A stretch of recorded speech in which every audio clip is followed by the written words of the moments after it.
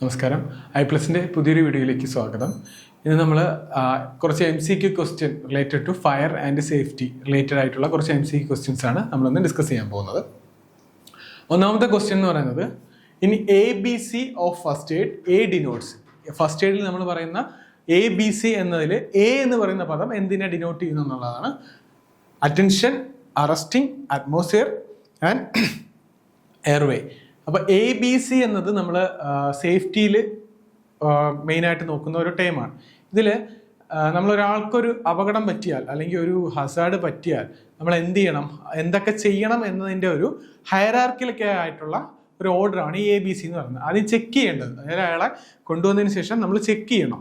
First airway clear ആണോ എന്ന് check ചെയ്യുക. അതാണ് ഒന്നാമത്തെ A എന്ന് പറയുന്നത്. ആൻസർ എന്ന് പറയുന്നത് D ആണ്, എയർവേ. ഇത് നേരത്തെ 2025 ഓപ്പറേറ്റർ എക്സാമിന് ചോദിച്ചിട്ടുള്ള ഒരു ഒരു ക്വസ്റ്റ്യൻ ആണ്. അപ്പോൾ ABC എന്ന് പറഞ്ഞാൽ ഒന്നാമത്തത് എയർവേ, രണ്ടാമത്തത് ബ്രീത്തിങ്, മൂന്നാമത്തത് സർക്കുലേഷൻ. ഫസ്റ്റ് കൊണ്ടുവന്ന ഉടനെ നമ്മൾ എന്ത് ചെയ്യണം, എയർവേ ക്ലിയർ ആണോ, അയാൾക്ക് എയർ എടുക്കാനുള്ള പാത്ത് നമ്മുടെ വായിലായാലും മൂക്കിലായാലും ക്ലിയർ ആണോ എന്ന് ചെക്ക് ചെയ്യുക. രണ്ടാമത്തെ B ആകുമ്പോൾ ബ്രീത്ത് ചെയ്യുന്നുണ്ടോ. ഇപ്പോൾ എയർവേ ക്ലിയർ ആണ്, ചിലപ്പോൾ അത് ക്ലോസ്ഡ് ആകുമ്പോഴാണല്ലോ നമ്മൾ എന്ത് ചെയ്യുക, ബ്രീത്തിങ് ഡിഫിക്കൽട്ട് ആകും. അപ്പോൾ അത് ക്ലിയർ ആണ്. രണ്ടാമത് അയാൾക്ക് എന്താ ചെയ്യാൻ പറ്റില്ല, ബ്രീത്തിങ് ചെയ്യാൻ പറ്റുന്നുണ്ടോ ഇല്ലെന്ന് നോക്കുക.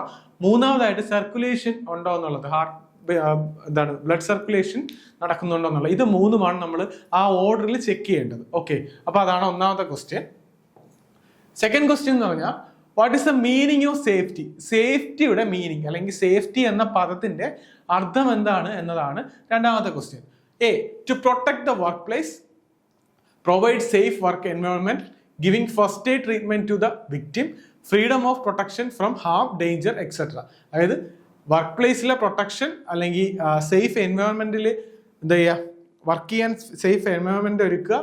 To give first aid and treatment, ഒരു അപകടത്തിൽപ്പെട്ട ഒരാൾക്ക് കൊടുക്കുന്ന ഫസ്റ്റ് എയ്ഡ് ആൻഡ് ട്രീറ്റ്മെന്റ്. നാലാമത്തെ എന്ന് പറയുന്നത് freedom or protection from harm, danger, etcetera. അപകടങ്ങളിൽ നിന്ന് രക്ഷപ്പെടാൻ അല്ലെങ്കിൽ അപകടങ്ങളിൽ നിന്ന് ഒഴിഞ്ഞു നിൽക്കാനുള്ള ഫ്രീഡം അല്ലെങ്കിൽ സ്വാതന്ത്ര്യം അല്ലെങ്കിൽ അവകാശം. ഇതിലേതാണ് സേഫ്റ്റിയുടെ ഡെഫിനിഷൻ എന്നാണ്. ഓപ്ഷൻ D ആണ് safety definition. Freedom or protection from harm, danger, etcetera ആണ്. ഇത് ഇലക്ട്രീഷ്യൻ കം മെക്കാനിക് എക്സാമിന് 2023 എക്സാമിന് ചോദിച്ചിട്ടുള്ള ഒരു ക്വസ്റ്റ്യൻ ആണ്. Okay, third one, what is the main cause of electric shock when a person come in contact with the electrical equipment. ഒരു മനുഷ്യൻ എന്താണ് ഒരു ഇലക്ട്രിക്കൽ എക്യുപ്മെന്റുമായിട്ട് കോണ്ടാക്റ്റിൽ വരുമ്പോൾ ഷോക്കിനുള്ള അല്ലെങ്കിൽ അദ്ദേഹത്തിന് ഷോക്ക് അടിക്കാനുള്ള പ്രധാന റീസൺ അല്ലെങ്കിൽ എന്താണ് ഷോക്കിനുള്ള റീസൺ എന്നുള്ളതാണ്. The current flow through the body causing damage, and electrical equipment is not properly earthed, electrical appliances are very powerful, the device are used for a very long time. അപ്പോൾ എന്തുകൊണ്ടാണ്, ഇതിൽ ഏത് reason കൊണ്ടായിരിക്കാം ഒരു മനുഷ്യന് electric shock ഏൽക്കുന്നതെന്നാണ്. Option A ആയിരിക്കും ഇതിന്റെ answer. The current flows through the body causing damage. അതായത് ഷോക്ക് അടിക്കുക എന്ന് നമ്മൾ പറയുന്നത് എന്താണ്, നമ്മുടെ ബോഡി അല്ലെങ്കിൽ ഒരു പേഴ്സന്റെ ബോഡി ഇലക്ട്രിക് സർക്യൂട്ടിന്റെ പാർട്ട് ആവുക എന്നുള്ളത്. ഒരു ക്ലോസ്ഡ് സർക്യൂട്ടിലൂടെ വൈദ്യുതി എപ്പോഴും കടന്നു പോകും. അപ്പൊ ഏതെങ്കിലും ഒരു സാഹചര്യം, അതുപോലെ തന്നെ എളുപ്പമുള്ള പാത്തിലൂടെയും വൈദ്യുതി കടന്നു പോകും. അപ്പൊ രണ്ട് കാര്യമാണ് റീസൺ ആയിട്ട് വരാം. ഒന്നുകിൽ ഒരു ഓപ്പൺ സർക്യൂട്ട് ആയിരിക്കുന്ന ഒരു സ്ഥലം നമ്മുടെ ബോഡിയുടെ കോണ്ടാക്ട് മൂലം അതൊരു ക്ലോസ്ഡ് സർക്യൂട്ട് ആവണം. അതല്ലെങ്കിൽ ഇപ്പൊ നിലവിൽ കറണ്ട് പാസ് ചെയ്യാൻ റെസിസ്റ്റൻസ് കൂടിയ ഒരു ഭാഗത്തെക്കാൾ റെസിസ്റ്റൻസ് കുറവായിരിക്കണം നമ്മുടെ ബോഡി, അത് ആ ഒരു ഭാഗവുമായി കോണ്ടാക്ട് വരിക. ഈ രണ്ട് കണ്ടീഷനിലാണ് എന്തുണ്ടാവുക, നമ്മുടെ ബോഡിയിലൂടെ അല്ലെങ്കിൽ ഹ്യൂമൻ ബോഡിയിലൂടെ കറണ്ട് പാസ് ചെയ്യുക. അപ്പൊ അങ്ങനെ പാസ് ചെയ്യുമ്പോൾ നമുക്ക് അയക്കുന്ന അതിന്റെ എഫക്റ്റിനെയാണ് നമ്മൾ എന്താ പറയുക, ഇലക്ട്രിക് ഷോക്ക് എന്ന് പറയാം. അപ്പൊ അതിന്റെ റീസൺ എന്താ, the current flows through the body causing damage. Current ബോഡിയിലൂടെ കറണ്ട് പാസ് ചെയ്യുമ്പോൾ ഉണ്ടാകുന്നതാണ് ഡാമേജ് എന്ന് പറഞ്ഞാൽ, അതിനെയാണ് ഇലക്ട്രിക് ഷോക്ക് എന്ന് പറയാം. Fourth one, which fire extinguisher is filled with carbon tetrachloride and bromochloro difluoromethane അല്ലെങ്കിൽ BCF അല്ലെങ്കിൽ CTC. BCF അല്ലെങ്കിൽ CTC ഫില്ല് ചെയ്തിരിക്കുന്ന ഏത് തരം ഫയർ എക്സ്റ്റിങ്ക്വിഷറിലാണ് എന്നതാണ് ചോദ്യം. Form extinguisher, dry powder extinguisher, halon extinguisher, carbon dioxide extinguisher. ഈ പറയുന്ന CTC അല്ലെങ്കിൽ നമ്മുടെ BCF, ഇതൊക്കെ നമ്മൾ ഉപയോഗിക്കുന്നത് ഇലക്ട്രിക്കൽ ഷോക്കുമായി റിലേറ്റ് ചെയ്ത പദങ്ങളാണ്. മേ ബി ഇതിന്റെ ഒരു ഫുൾ ഫോം ആയിട്ട് അല്ലെങ്കിൽ CTC എന്താണ് അല്ലെങ്കിൽ BCF എന്താണ് അതിന്റെ അബ്രിവേഷൻ തന്നിട്ട് ഫുൾ ഫോം ചോദിക്കാനും സാധ്യതയുണ്ട്. അപ്പൊ ഈ രണ്ട് ടേം കണ്ടാൽ ഉറപ്പിക്കാം നമുക്ക് അത് എന്തുമായിട്ട് റിലേറ്റ് ചെയ്താണ്, ഇലക്ട്രിക് ഷോക്കുമായിട്ട് റിലേറ്റ് ചെയ്താണ് അല്ലെങ്കിൽ ഇലക്ട്രിക് ഫയറുമായി റിലേറ്റ് ചെയ്താണെന്നുള്ള കാര്യം നമുക്ക് ഉറപ്പിക്കാം. അപ്പൊ ഇതില് ഹാലോൺ എക്സ്റ്റിങ്ക്വിഷർ ആണ് നമ്മൾ ഇലക്ട്രിക് ഷോക്കിന് അല്ലെങ്കിൽ ഇലക്ട്രിക് ഫയർ, ഇലക്ട്രിസിറ്റിയുമായി ബന്ധപ്പെട്ടുണ്ടാകുന്ന ഫയറുകൾക്ക് കോമൺ ആയിട്ട് ഉപയോഗിക്കുന്നത് ഹാലോൺ ടൈപ്പാണ്. കാരണം മറ്റുള്ളതെല്ലാം ഇപ്പൊ കാർബൺ ഡൈ ഓക്സൈഡ് ആയാലും അത്രത്തോളം എഫക്റ്റീവ് അല്ല. ഡ്രൈ പൗഡറും ഫോമും ഒക്കെ എന്താണ്, ഫോം എക്സ്റ്റിങ്ക്വിഷർ ഒക്കെ കണ്ടക്ടിങ് മെറ്റീരിയൽസ് ആണ്. ഫോം എക്സ്റ്റിങ്ക്വിഷർ അതെന്ത് ചെയ്യും, അത് ഇലക്ട്രിക് ഫയറിനോടൊപ്പം ഇലക്ട്രിക് ഹസാർഡും കൂടെ ഉണ്ടാക്കും. രണ്ടാമത്തത് ഡ്രൈ പൗഡർ ആണെങ്കിൽ നമ്മൾ അത് യൂസ് ചെയ്ത് കഴിഞ്ഞാൽ സെൻസിറ്റീവ് ആയിട്ടുള്ള സർക്യൂട്ടുകളും അല്ലെങ്കിൽ സെൻസിറ്റീവ് ആയിട്ടുള്ള പാർട്സ് ഒക്കെ ഉണ്ടെങ്കിൽ അല്ലെങ്കിൽ കമ്പോണൻസ് ഉണ്ടെങ്കിൽ അതിന് എന്ത് പറ്റും, ഡാമേജ് വരും അല്ലെങ്കിൽ റെസിഡ്യൂ അവിടെ ഉണ്ടാവും. അപ്പൊ അതുകൊണ്ട് നമ്മൾ എന്താ, ഹാലോൺ എക്സ്റ്റിങ്ക്വിഷർ ആണ് ഇലക്ട്രിക്കൽ ഫയറിന് കോമൺ ആയിട്ട് നമ്മൾ പറയാം. ഹാലോൺ എക്സ്റ്റിങ്ക്വിഷറായിട്ട് റിലേറ്റ് ചെയ്തിട്ടുള്ള കെമിക്കൽസ് ആണ് ഏതൊക്കെയാണ്, കാർബൺ ടെട്രാക്ലോറൈഡും അതുപോലെ തന്നെ ബ്രോമോക്ലോറോ ഡൈഫ്ലൂറോ മീഥൈനും അല്ലെങ്കിൽ BCF അല്ലെങ്കിൽ CTC. ആ ഒരു നെയിം കേൾക്കുമ്പോൾ തന്നെ നമുക്ക് ഉറപ്പിക്കാം അത് ഏതാണെന്നുള്ളത്. What is the effect if one cell is connected with reverse polarity in a parallel combination circuit? Okay, ഒരു പാരലൽ കോമ്പിനേഷൻ സർക്യൂട്ടില് ഒരു സെല്ല് റിവേഴ്സ് ആയി കണക്ട് ചെയ്താൽ എന്ത് സംഭവിക്കുമെന്നാണ് ചോദ്യം. അപ്പൊ എന്തായിരിക്കും സംഭവിക്കുക? പാരലൽ കണക്ഷൻ എന്ന് പറഞ്ഞാൽ എന്താ, പോസിറ്റീവ് ടെർമിനൽസ് എല്ലാം ഒരേപോലെ, ഇപ്പോൾ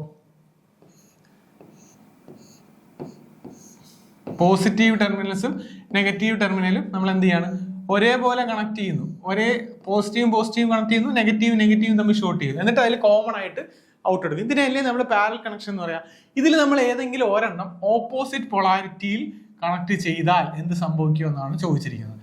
അങ്ങനെ കണക്ട് ചെയ്താൽ ഇപ്പൊ positive to negative supply flow ചെയ്യുന്നുള്ളത് നമുക്കറിയാം, അല്ലെങ്കിൽ electron flow negative to positive ആണ്. അപ്പൊ ഇങ്ങനെ കണക്ട് ചെയ്യുമ്പോൾ ഒരെണ്ണം ഓപ്പോസിറ്റ് ആണ് കണക്ട് ചെയ്യുന്നതെങ്കിൽ എന്ത് ചെയ്യും, ഇവിടുന്ന് ഒരു ഹൈ അല്ലെങ്കിൽ ആ ഒരു ഓപ്പൺ ആയിട്ടുള്ള അല്ലെങ്കിൽ ആ ഒരു റിവേഴ്സ് ആയി പോയ സെല്ലിലൂടെ വെരി ഹൈ കറണ്ട് ഫ്ലോ ചെയ്യാനുള്ള സാധ്യതയുണ്ട്. കാരണം മറ്റുള്ള സെല്ലുകളെ സംബന്ധിച്ച് അതൊരു ഈസി പാത്തായിട്ട് മാറുകയും എന്ത് ചെയ്യും, അതുവഴി ഹൈ കറണ്ട് ആ വഴി പാസ് ചെയ്യും. അത് എന്തിലേക്ക് നയിക്കുകയും ചെയ്യാൻ സാധ്യതയുണ്ട്, ഷോർട്ട് സർക്യൂട്ട് കണ്ടീഷനിലേക്ക് നയിക്കാനും സാധ്യതയുണ്ട്. അപ്പൊ ഇതിന്റെ ആൻസർ എന്ന് പറയുന്നത് voltage become 0, become open circuit, will get short circuit, no effect will function normally. Answer എന്ന് പറയുന്നത് ഓപ്ഷൻ C ആണ്. എന്ത് പറ്റും, will get short circuit. Short സർക്യൂട്ടിനായിരിക്കും അവിടെ സാധ്യത ഉണ്ടായിരിക്കുക. അതെങ്ങനെയാണെന്നുള്ള മനസ്സിലായോ? ഒരെണ്ണം മാത്രം അല്ലെങ്കിൽ ഒരു സെല്ല് റിവേഴ്സ് ആകുമ്പോൾ എന്ത് പറ്റും, പോസിറ്റീവ് എല്ലാം ഒരുപോലെ കണക്ട് ചെയ്തിട്ടുണ്ട്, നെഗറ്റീവ് എല്ലാം ഒരുപോലെ കണക്ട് ചെയ്തിട്ടുണ്ട്. ഇവിടെ നിന്നാണ് നമ്മൾ സപ്ലൈ എടുക്കുന്നതെങ്കിൽ ഇത് ഒരെണ്ണം റിവേഴ്സ് ആയിപ്പോയി, ഒരു പോസിറ്റീവ് നെഗറ്റീവ് തിരിഞ്ഞു പോയി. അപ്പൊ എന്ത് സംഭവിക്കും, ആ ഒരു പാത്ത് അതിലൂടെ എന്ത് ചെയ്യും, ടോട്ടൽ കറണ്ട് പാസ് ചെയ്യാൻ പോകും, അല്ലെങ്കിൽ അതൊരു ഷോർട്ട് സർക്യൂട്ട് ആയിട്ട് ആക്ട് ചെയ്യും. ആ ഒരു പാത്ത് അത് ഷോർട്ട് സർക്യൂട്ടിന് കാരണമാകും. അതിനെയാണ് ഹൈ കറണ്ട് അല്ലെങ്കിൽ ഓവർ കറണ്ട് അല്ലെങ്കിൽ അതിന് താങ്ങാൻ പറ്റുന്നതിനേക്കാൾ കൂടുതൽ കറണ്ട് അതുവഴി പാസ് ചെയ്യാൻ അത് കാരണമാകും. ഇനി തിരിച്ചൊരു ക്വസ്റ്റ്യൻ ചോദിക്കാം, ഇത് പാരലല്ലേ ചോദിച്ചാൽ, സീരീസിലാണെങ്കിൽ എന്ത് സംഭവിക്കും എന്ന് ചോദിച്ചാൽ, സീരീസിൽ ആ ഒരു വോൾട്ടേജ് ക്യാൻസൽ ആയി പോകുന്നേ ഉള്ളൂ, അല്ലാതെ എന്ത് ചെയ്യില്ല, ഷോർട്ട് സർക്യൂട്ട് സംഭവിക്കില്ല. ആ ഒരു വോൾട്ടേജ് മറ്റു വോൾട്ടേജിന് ഒപ്പോസ് ചെയ്യും. ഇപ്പം 10 വോൾട്ട് ആണെങ്കിൽ ഒരെണ്ണം തിരിഞ്ഞു കഴിഞ്ഞാൽ ഓരോന്നും 2 വോൾട്ട് വീതമാണെങ്കിൽ ഇപ്പൊ നിലവിലുള്ളതിന് 2 വോൾട്ട് ക്യാൻസൽ ആയി പോകും. അത്രേ സീരീസിൽ സംഭവിക്കും. പക്ഷെ പാരലിൽ അങ്ങനെയല്ല. പാരലിൽ എന്ത് പറ്റും, അതൊരു ഫ്രീ പാത്തായിട്ട് ആക്ട് ചെയ്ത് ഷോർട്ട് സർക്യൂട്ടിന് കാരണമാവും. ഓക്കെ, അപ്പം വരാൻ സാധ്യതയുള്ള ഒരു ക്വസ്റ്റ്യൻ ആണ്. അപ്പൊ നമ്മൾ ഓരോ ക്വസ്റ്റ്യനും അതിന്റെ അടുത്ത ക്വസ്റ്റ്യനും കൂടെ നമ്മൾ അതിൽ നിന്ന് ഗസ് ചെയ്യണം. കാരണം ഇത്തവണ ഈ ക്വസ്റ്റ്യൻ വന്നെങ്കിൽ അടുത്ത പ്രാവശ്യം അതിന്റെ ഓപ്ഷനുകൾ 4 ഓപ്ഷൻ ഉണ്ടെങ്കിൽ ആ 4 ഓപ്ഷനും ഒരു ക്വസ്റ്റ്യനുള്ള വഴിയാണ്. അല്ലെങ്കിൽ ഈ പറഞ്ഞ കാര്യമായി റിലേറ്റ് ചെയ്ത് ഓപ്പോസിറ്റ് ആലോചിച്ച് നോക്കിയാൽ അതും ഒരു ക്വസ്റ്റ്യനുള്ള സാധ്യതയാണ്. അപ്പൊ ആ രീതിയിൽ വേണം നമ്മൾ ക്വസ്റ്റ്യൻസിനെ കാണാൻ. The depolarizer used in dry cell. Depolarizer dry സെല്ലിൽ ഉപയോഗിക്കുന്ന ഡീപോളറൈസർ ഏതാണെന്നാണ്. Depolarizer used in dry cell എന്ന് പറയുന്നത് നമ്മുടെ MnO2 ആണ്. ഇത് എന്തിനാണെന്ന് ചോദിച്ചാൽ നമ്മൾ പോളറൈസേഷൻ അല്ലെങ്കിൽ എന്താണ് ഹൈഡ്രജൻ ഗ്യാസ് അക്യൂമുലേറ്റ് ചെയ്ത് പോളറൈസേഷൻ ഉണ്ടാവാതിരിക്കാൻ വേണ്ടിയിട്ടാണ് എന്ത് ചെയ്യുന്നത്, നമ്മൾ ഡീപോളറൈസർ ഉപയോഗിക്കുന്നത്. ഓക്കെ, അടുത്തത് 2 batteries each of open circuit voltage 2 volt and internal resistance of 2 ohm are connected in parallel to supply a load of 2 ohm. The current supplied by the batteries. അതായത് നമുക്ക് ചോദിച്ചിട്ടുള്ളത് ഇതൊരു പ്രോബ്ലം ആണ്, എളുപ്പമാണ്, കേൾക്കുമ്പോൾ confusion വന്നാൽ 2 batteries each are open circuit voltage 2 volt. 2 battery ഉണ്ട്, അതിന്റെ ഓപ്പൺ സർക്യൂട്ട് വോൾട്ടേജ് എന്ന് വെച്ചാൽ 2 വോൾട്ട് ആണ്. ഇന്റേണൽ റെസിസ്റ്റൻസ് എന്ന് പറഞ്ഞാൽ 2 ഓം ആണ്. ഓക്കെ, ഇസ് കണക്റ്റഡ് ഇൻ പാരലായിട്ട് നമ്മൾ 2 ബാറ്ററീസിനെ പാരലായിട്ട് നമ്മൾ കണക്ട് ചെയ്തിട്ടുണ്ട്. ഇത് രണ്ടിന്റെയും വോൾട്ടേജ് എന്ന് വെച്ചാൽ 2 വോൾട്ട് ആണ്. ഇന്റേണൽ റെസിസ്റ്റൻസ് എത്രയാണ്? 2 ഓം ആണ്. ഓക്കെ, ഇനി പാരലൽ ആണ്. ഇനി അടുത്ത ചോദിച്ചിട്ടുള്ളത് എന്താ? Connected in parallel to supply a load of 2 ohm. ഒരു 2 ഓം ലോഡിനെയാണ് അത് ഫീഡ് ചെയ്യുക. ഓക്കെ, അപ്പൊ ഇങ്ങനെയാണ് കണക്ട് ചെയ്തിരിക്കുന്നത്. ഇത് 2 ഓം ആണ്. 2 ഓമിന്റെ ലോഡിനെ 2 പാരലായിട്ടുള്ള 2 വോൾട്ട് 2 ഓം ഇന്റേണൽ റെസിസ്റ്റൻസ് ഉള്ള 2 ബാറ്ററി കണക്ട് ചെയ്തിട്ടുണ്ട്. അങ്ങനെയാണെങ്കിൽ the current supplied by the battery, current ആണ് നമുക്ക് കണ്ടുപിടിക്കാനുള്ളത്. അപ്പൊ ഇക്വേഷൻ ഓംസ് ലോ തന്നെയാണ്. V = IR ആണ് ഇവിടെ നമ്മൾ യൂസ് ചെയ്യാനുള്ളത്. അപ്പോൾ നമുക്ക് ഓരോന്നും എന്താണെന്ന് കണ്ടുപിടിക്കാം. നമുക്ക് കണ്ടുപിടിക്കേണ്ടത് I ആണ്. I എന്തായിരിക്കും? I = V/R ആണ്. അപ്പൊ വോൾട്ടേജ് എത്ര എന്നുള്ളത് നോക്കാം. വോൾട്ടേജ് എത്രയാ? 2 2 വോൾട്ട് ബാറ്ററീസ് ആണ് കണക്ട് ചെയ്തിരിക്കുന്നത്. 2 പാരലൽ ആയിട്ടാണ് കണക്ട് ചെയ്തത്. പാരലൽ കണക്ഷൻ വന്നാൽ എന്തായിരിക്കും? വോൾട്ടേജ് സെയിം ആയിരിക്കും, കറണ്ട് അല്ലേ സ്പ്ലിറ്റ് ആവുക. അപ്പൊ വോൾട്ടേജ് സെയിം ആണ്. അപ്പൊ വോൾട്ടേജ് നമുക്ക് കിട്ടി എത്രയാ? വോൾട്ടേജ് എന്ന് പറഞ്ഞാൽ 2 വോൾട്ട് ആണ്. നെക്സ്റ്റ് എന്താ? ഇതിന്റെ R കണ്ടുപിടിക്കണം, റെസിസ്റ്റൻസ്. നമ്മുടെ ലോഡ് റെസിസ്റ്റൻസ് 2 ഓം ആണ്. പിന്നെ നമ്മുടെ ബാറ്ററിയുടെ ഇന്റേണൽ റെസിസ്റ്റൻസ് 2 ഓം ആണ്. ഈച്ച് വണ്ണിന് 2 ഓം വീതമാണ്. അപ്പൊ ഈ ബാറ്ററിക്കും 2 ഓം ഇന്റേണൽ റെസിസ്റ്റൻസ് ഉണ്ട്, ഇതിനും 2 ഓം റെസിസ്റ്റൻസ് ഉണ്ട്. നമ്മുടെ എന്താണ്? അപ്പോൾ ഇത് ഈ ഒരു കണക്ഷന്റെ റിസൾട്ടന്റ് വോൾട്ടേജ് റിസൾട്ടന്റ് റെസിസ്റ്റൻസ് എത്രയാണ്? ആ റെസിസ്റ്റൻസും ഈ 2 ഓമും സീരീസ് വരും. അപ്പൊ നമുക്ക് എന്ത് ചെയ്യാം? ഇത് രണ്ടും പാരലലി കണക്ട് ചെയ്തിരിക്കുന്ന പാരലൽ ആകുമ്പോൾ എന്ത് പറ്റും? 1/R = 1/R1 + 1/R2 അങ്ങനെ ഒരു ഇക്വേഷനിലായിരിക്കും വരിക. അത് ചെയ്തു വരുമ്പോൾ എത്തിട്ടും രണ്ടും ഈക്വലി 2 ഓം ആയതുകൊണ്ട് ഇതിന്റെ ആൻസർ എത്രയായിരിക്കും? റിസൾട്ടന്റ് എന്ന് പറയുന്നത് 1 ഓം ആയിരിക്കും. അതായത് ബാറ്ററിയുടെ ഇന്റേണൽ റെസിസ്റ്റൻസ് എന്ന് പറയുന്നത് എത്രയായിരിക്കും? 1 ഓം ആയിരിക്കും. ലോഡിന്റെ റെസിസ്റ്റൻസ് എത്രയാ? +2 ഓം. അപ്പൊ മൊത്തം റെസിസ്റ്റൻസ് എത്ര വന്നു? 3 ഓം. മനസ്സിലായോ? ബാറ്ററിയിൽ 2 ഓമിന്റെ 2 ബാറ്ററീസ് ആണ്, അല്ലെങ്കിൽ ഇന്റേണൽ റെസിസ്റ്റൻസ് ഉള്ള 2 ബാറ്ററിയാണ് പാരലായിട്ട് കണക്ട് ചെയ്തിരിക്കുന്നത്. 2 ഓമിന്റെ 2 റെസിസ്റ്റൻസ് പാരലായിട്ട് കണക്ട് ചെയ്ത് നമുക്ക് റിസൾട്ടന്റ് എത്ര കിട്ടിയ? പാരൽ കണക്ഷൻ അല്ലേ? അപ്പൊ എത്രയാവും? 1 ഓമേ കിട്ടൂ. അപ്പൊ 2 ഓം ആയിരിക്കും ലോഡിൻ്റെത്. അപ്പൊ 2 + 1 ടോട്ടൽ 3 ഓം ആണ്. അപ്പൊ എത്ര കിട്ടും? നമുക്കിവിടെ കറണ്ട് എത്രയാ കിട്ടുക? കറണ്ട് I = V/R = 2/3 0.6 സംതിങ് കിട്ടും കറണ്ട് ആയിട്ട് കിട്ടുക.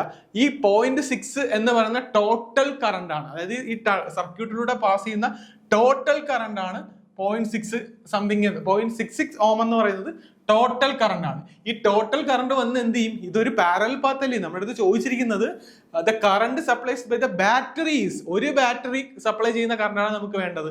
0.6 ആംപിയർ ഇവിടെ വരെ എത്തി. എന്നിട്ട് എന്ത് ചെയ്യുക? രണ്ടായിട്ട് സ്പ്ലിറ്റ് ആവുക. അപ്പം ഇതുവഴിയും ഒരു പാത്തുണ്ട്, ഇതുവഴി ഒരു പാത്തുണ്ട്. അപ്പൊ ഓരോ പാത്തിലൂടെയും ഇത് രണ്ടും ഈക്വൽ പാരാമീറ്റേഴ്സ് ആയതുകൊണ്ട് തന്നെ എന്ത് ചെയ്യും? ഓരോ പാത്തിലൂടെയും പാസ് ചെയ്യുന്ന എത്രയായിരിക്കും?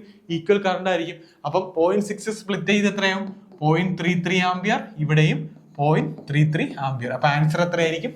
0.33 ആംപിയർ ആയിരിക്കും. ചിലപ്പോൾ ഓപ്ഷന് നിങ്ങൾക്ക് 0.66 കൂടെ ഓപ്ഷനിൽ ഉണ്ടായിരുന്നെങ്കിൽ മേ ബി ചെയ്ത് ഇവിടെ എത്തുമ്പോൾ തന്നെ 0.66 കിട്ടി, ആൻസർ എഴുതി. പക്ഷേ തെറ്റിപ്പോവും. ആൻസർ വായിച്ചു നോക്കുക. സർക്യൂട്ടിന്റെ കറണ്ട് അല്ല ചോദിച്ചിരിക്കുന്നത്, ഒരു ബാറ്ററിയിൽ നിന്ന് പ്രൊവൈഡ് ചെയ്യുന്ന കറണ്ട് ആണ്. അപ്പോൾ ഒരു ബാറ്ററിയിൽ നിന്ന് പ്രൊവൈഡ് ചെയ്യുന്ന കറണ്ട് അറിയണമെങ്കിൽ എന്ത് ചെയ്യണം? ഈ ടോട്ടൽ കറണ്ട് രണ്ടായിട്ട് സ്പ്ലിറ്റ് ആവുകയാണ്. രണ്ടിടത്തെയും പാരാമീറ്റേഴ്സും സെയിം ആണ്. അപ്പൊ നമുക്ക് കൂടുതൽ ബോധർ ചെയ്യേണ്ട, ഈക്വൽ ആയിട്ട് തന്നെയായിരിക്കും സ്പ്ലിറ്റ് ആവുക. അപ്പൊ 0.6 സ്പ്ലിറ്റ് ആവുമ്പോൾ എത്രയാവും? 0.33 കിട്ടും. മനസ്സിലായോ? ഇത് നമ്മുടെ simple series and parallel connection തന്നെയാണ് വരിക. 0.33 ആണ് ഇതിന്റെ ആൻസർ. 2022 KW ഓപ്പറേറ്റർ എക്സാമിന് ചോദിച്ച ക്വസ്റ്റ്യൻ ആണ് ഇത്. കഴിഞ്ഞ പ്രാവശ്യത്തെ ഓപ്പറേറ്റർ എക്സാമിന് ചോദിച്ചിട്ടുണ്ടായിരുന്നു. അടുത്ത ക്വസ്റ്റ്യൻ എന്ന് പറയുന്നത് ഒരു പ്രോബ്ലമാറ്റിക് ക്വസ്റ്റ്യൻ ആണ്. 4 number of 12 volt 80Ah batteries are connected in series. Another 4 number of series connected in 12 volt 80Ah batteries are connected parallel to the first set of the series connected battery. What is the effective voltage and ampere hour rating of the arrangement? അതായത് ഈ ഒരു അറേഞ്ച്മെന്റിന്റെ effective വോൾട്ടേജും ampere അവർ റേറ്റിംഗും ആണ് ഇവിടെ ചോദിച്ചിട്ടുള്ളത്. അപ്പൊ question നമുക്ക് നോക്കാം. 4 number of 12 volt 8Ah battery are connected in series. ആദ്യം പറഞ്ഞേക്കുന്നത് 4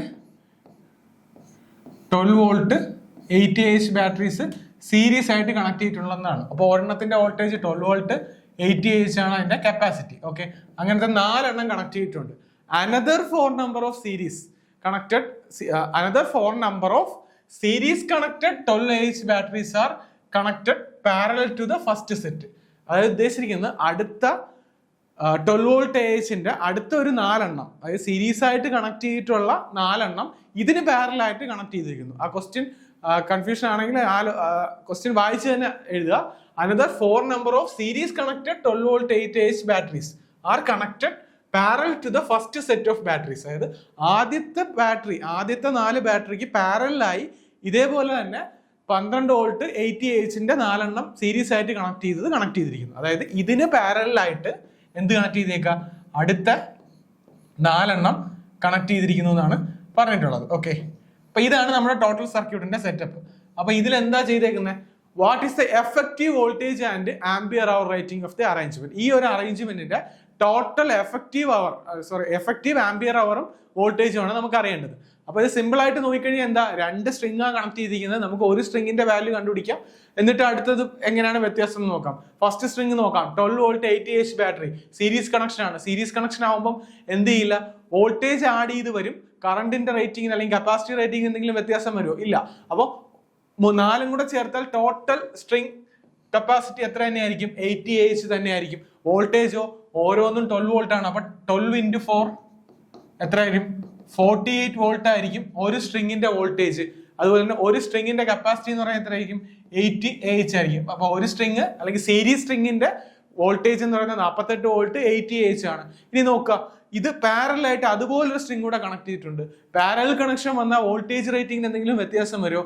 ഇല്ല. പാരലൽ കണക്ഷനിൽ വോൾട്ടേജ് എങ്ങനെയായിരിക്കും, ചേഞ്ച് ഇല്ലാതെ ആയിരിക്കും നിൽക്കുക. അപ്പൊ 48 വോൾട്ട് ഔട്ട്പുട്ട് കിട്ടുന്നതും റിസൾട്ടന്റ് വോൾട്ടേജ് എന്ന് പറയുന്നത് എത്രയായിരിക്കും, 48 വോൾട്ട് തന്നെ ആയിരിക്കും കിട്ടുക. ഇനി കറണ്ട് റേറ്റിംഗിന് അല്ലെങ്കിൽ അതിന്റെ കപ്പാസിറ്റിയുടെ റേറ്റിംഗിന് എന്തായിരിക്കും ചേഞ്ച് വരാം, ഇത് തമ്മിൽ എന്ത് ചെയ്യും, പാരലൽ ആവുമ്പോൾ ആഡ് ചെയ്ത് വരും. സീരീസ് ആവുമ്പോൾ എന്ത് ചെയ്യില്ല, അത് കോൺസ്റ്റന്റ് ആയിരിക്കും. അപ്പം മുകളിലത്തത് 80, രണ്ടാമത്തെ 80 കൂടെ ആഡ് ചെയ്ത് വരുമ്പോൾ എത്ര കിട്ടും, 160Ah കിട്ടും. അപ്പൊ ആൻസർ എന്ന് പറയുന്നത് 48 വോൾട്ട് 160Ah ആണ്. ഓപ്ഷൻ ബി ആണ് 12 വോൾട്ട്, ഓപ്ഷൻ സി ആണ് 48 വോൾട്ട് 160Ah ആയിരിക്കും ഇതിന്റെ ആൻസർ എന്ന് പറയുന്നത്, ഓപ്ഷൻ സി. അപ്പം ഓർത്ത് വെക്കേണ്ട കാര്യം, സീരീസ് കണക്ഷൻ ആണെങ്കിൽ അവിടെ എന്ത് ആഡ് ആയിട്ട് വരും, വോൾട്ടേജുകൾ ആഡപ്പ് ആയിട്ട് വരും. കറണ്ടിന് യാതൊരു ചേഞ്ചും ഇല്ല, അല്ലെങ്കിൽ AC റേറ്റിംഗിന് അല്ലെങ്കിൽ കപ്പാസിറ്റിക്ക് യാതൊരു ചേഞ്ചും ഇല്ല. പാരലൽ സ്ട്രിങ് നോക്കുമ്പോൾ അതിൽ എന്ത് ചെയ്യണം, വോൾട്ടേജ് സെയിം ആയിരിക്കും. ഒരു സ്ട്രിങ്ങിന്റെ വോൾട്ടേജ് തന്നെ ആയിരിക്കും എല്ലാ സ്ട്രിങ്ങിലും വരിക. കോമൺ ആയിട്ട് ഔട്ട്പുട്ടിൽ അത് തന്നെ ആയിരിക്കും വരിക.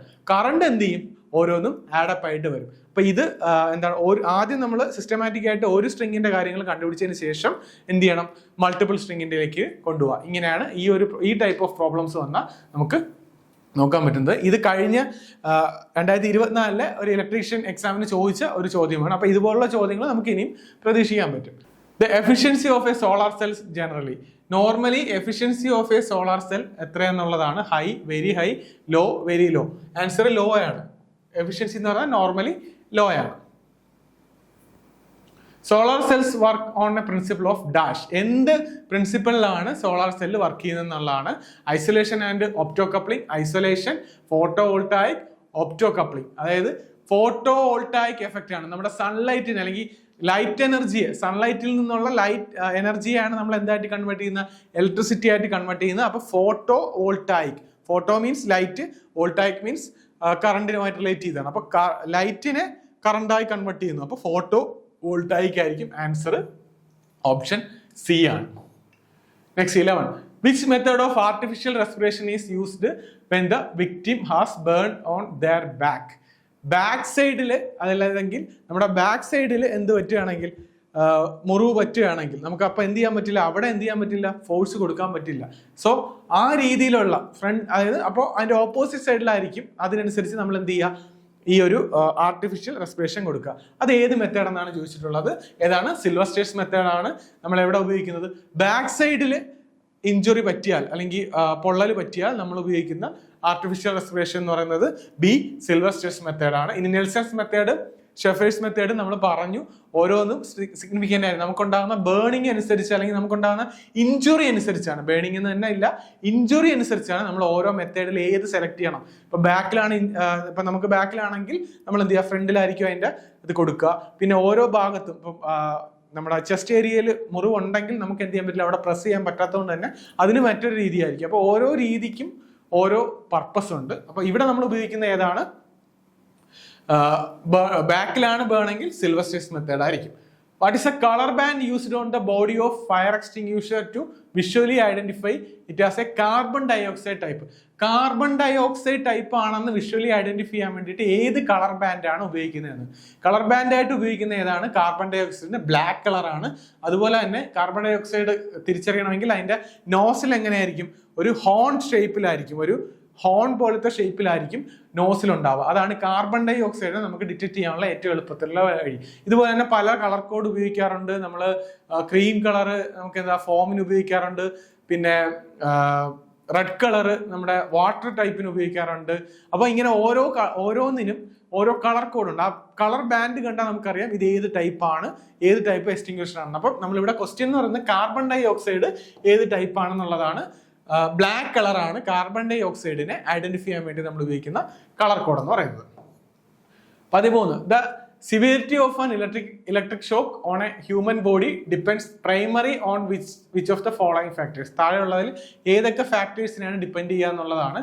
The line voltage only, the current magnitude and the duration of contact, the internal resistance of the equipment, the frequency of the supply only. ഇത് ഏതിലാണ്, ഈ താഴെ പറയുന്നതിൽ ഏതിലാണ് എന്താണ് ചോദിച്ചിരിക്കുന്നത്, നമ്മുടെ സിവിയറിറ്റി ഓഫ് ഇലക്ട്രിക്കൽ ഷോക്ക്, ഒരു ഇലക്ട്രിക്കൽ ഷോക്കിന്റെ സിവിയാരിറ്റി ഡിപ്പെൻഡ് ചെയ്യുന്നത് ഇതിൽ ഏതിലെന്നുള്ളതാണ്. ഏതിലായിരുന്നു? The line voltage. ലൈൻ വോൾട്ടേജിന് മാത്രമാണോ? അല്ല.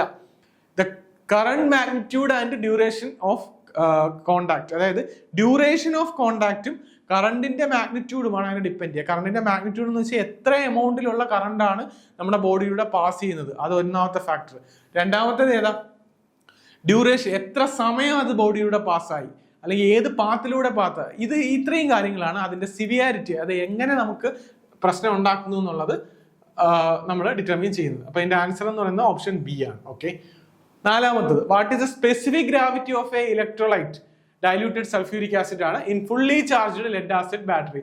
ഫുള്ളി ചാർജ്ഡ് ആയിട്ടുള്ള ഒരു ലെഡ് ആസിഡ് ബാറ്ററി ചാർജ് ആയോ എന്നറിയാൻ വേണ്ടി നമ്മൾ എന്ത് ചെയ്യാം, നമുക്ക് ഹൈഡ്രോമീറ്റർ ഉപയോഗിച്ചിട്ട് അതിന്റെ സ്പെസിഫിക് ഗ്രാവിറ്റി ചെക്ക് ചെയ്യാം. അങ്ങനെ ചെക്ക് ചെയ്യുമ്പോൾ നമുക്ക് എത്ര കിട്ടിയാൽ 1.2602 to 1.280 ആണ് ആൻസർ. ഇതായിരിക്കും എന്തിന്റെ റേഞ്ച്? ലെഡ് ആസിഡ് ബാറ്ററിയുടെ, ഫുള്ളി ചാർജ്ഡ് ആയിട്ടുള്ള ഒരു ലെഡ് ആസിഡ് ബാറ്ററിയുടെ റേറ്റിംഗ് ഇത്രയായിരിക്കും.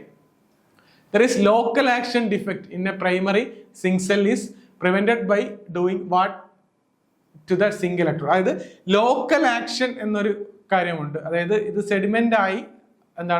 സെഡിമെന്റ് ആയതിനു ശേഷം നമ്മൾ ലോഡ് കണക്ട് ചെയ്യാതെ തന്നെ എന്ത് ചെയ്യും, അതിനുള്ളിലൂടെ ഷോർട്ട് ആവുന്ന ഒരു ഡിഫക്റ്റ് നമ്മുടെ ബാറ്ററിക്കുണ്ട്. അപ്പൊ അത് പ്രിവെന്റ് ചെയ്യാൻ the local action defect in a primary zinc cell is prevented by doing what to the zinc electrode. Zinc ഇലക്ട്രോഡിൽ എന്ത് ചെയ്താലാണ് ഈ ലോക്കൽ ആക്ഷൻ എന്ന് പറയുന്ന ആ ഒരു ഡിഫക്റ്റ് നമുക്ക് എന്തെങ്കിലും പ്രൈമറി സിങ്ക് സെല്ലിൽ നമുക്ക് മാറ്റാം യൂസിങ് മാംഗനീസ് ഡയോക്സൈഡ് ഡീപോളറൈസർ. ഇത് ഡീപോളറൈസറിന്റെ കാര്യമാണ് നമ്മൾ പറഞ്ഞത്.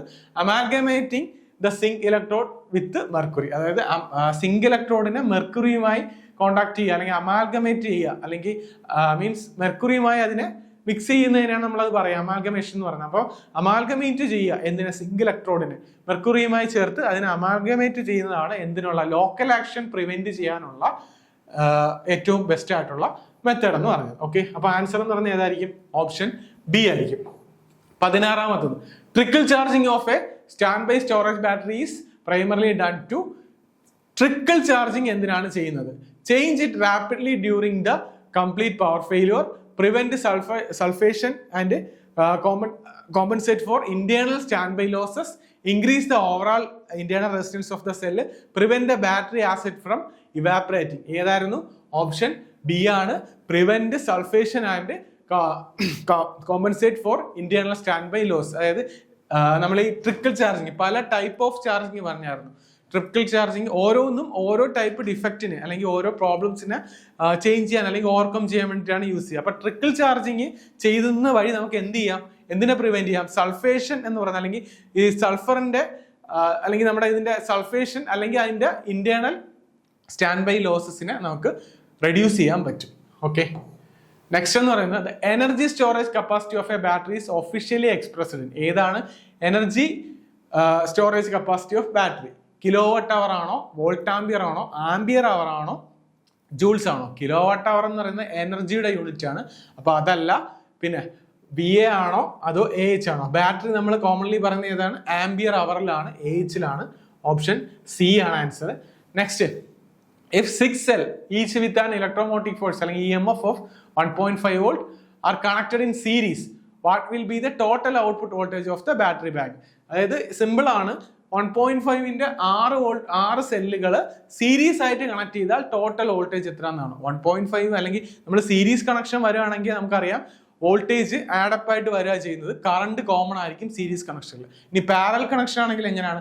വോൾട്ടേജ് സെയിം ആയിരിക്കും, കറണ്ട് എന്ത് ചെയ്യും, സ്പ്ലിറ്റ് ആവുകയാണ് ചെയ്യുക. അപ്പൊ ഇവിടെ പറഞ്ഞിരിക്കുന്നത് 1.5ന്റെ 6 സെല്ലുകൾ സീരീസ് ആയിട്ടാണ് കണക്ട് ചെയ്തത്. അപ്പൊ എത്രയായിരിക്കും? 6 × 1.5 ചെയ്താൽ മതി. അപ്പൊ നമുക്ക് എത്ര കിട്ടും?